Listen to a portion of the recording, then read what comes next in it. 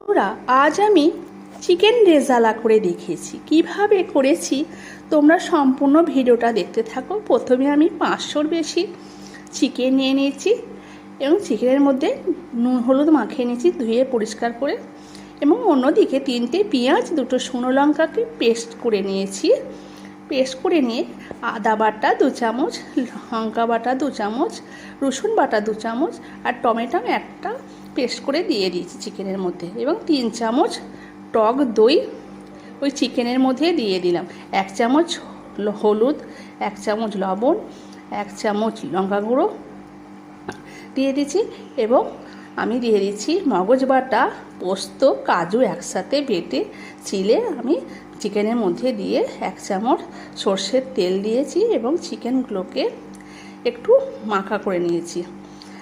এই চিকেনের রেজালা আমার ছেলের খুব প্রিয়, বারবারই করতে বলে। আমি আগেও করেছি, আজকেও করলাম, আমার ছেলে আবদার করেছিল।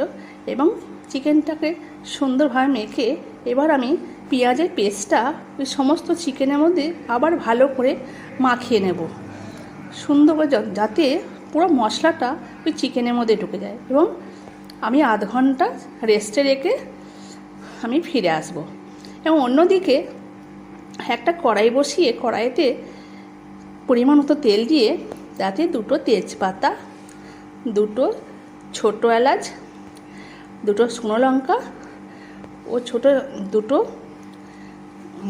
নিয়েছি, দালচিনি নিয়েছি, এবং একটু নাড়াচাড়া করে একটু ভাজা ভাজা হয়ে এসছে, তখন আমি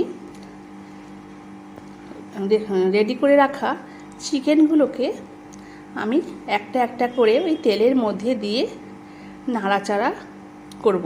প্রথমে আমি একটা একটা করে তেলের মধ্যে দিচ্ছি, দেখো, এবং আমি উল্টে একবার উল্টে দেব। এরকমভাবে নাড়াচাড়া করে বারবার নাড়তে হবে, কারণ নিচেটা ধরে যাবে, পুড়ে যেতে পারে, তাই বারবার নাড়তে হবে। একটু চাপা দেবো, আবার একটু নাড়বো। এইভাবে নাড়তে নাড়তে যখন আমার মশলা রেডি হয়ে আসবে, তখন আমি এর মধ্যে অল্প জল দেব। দেখুন বন্ধুরা, নাড়তে নাড়তে প্রায় আমার চিকেন রেজালা রেডি হয়ে এসছে। এবার এর মধ্যে অল্প পরিমাণ আমি জল দেবো, বেশি না, ছোটো বাটির 1 বাটি জল দিয়ে একটু নাড়াচাড়া করে চাপা দিয়ে দেব 15 মিনিটের জন্য। এবং হালকা আঁচ দিয়ে আমি চাপা দিয়ে দিয়েছি, এবং আমার আজ চিকেন রেজালা রেডি হয়ে গেছে। দেখো বন্ধুরা।